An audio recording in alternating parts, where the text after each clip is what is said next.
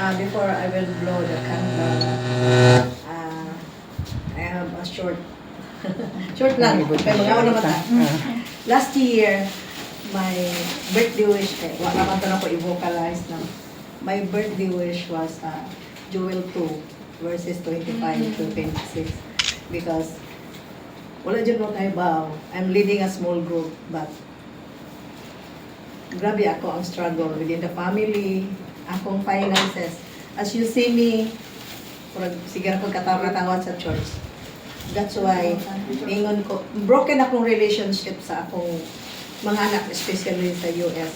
Because wala ko nibalik na yun. Because I choose to stay, to serve the Lord. I decided yun nga. Kanang, mayroon ko nga, I decided nga, to serve sa church no matter what, mahalag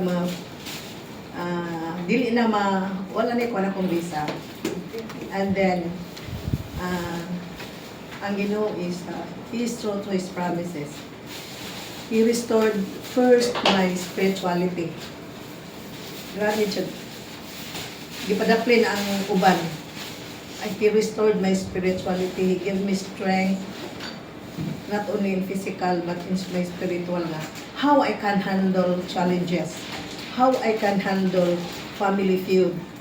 And then, God really restored my relationship with my children. Nasuko pa dyan sila na kung mawa ko mabalik. And then, as I embark 69, number 69, nagsigidyo ko pray because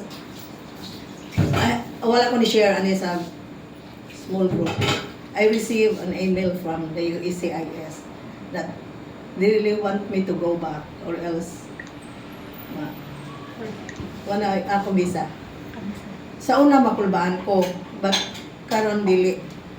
Nganong dili na ko makulbaan because in Isaiah 55 verse 11, nagingon, so is my word that goes out from my mouth, it will not return to me empty, but will accomplish what I desire and achieve it the purpose for which I sent.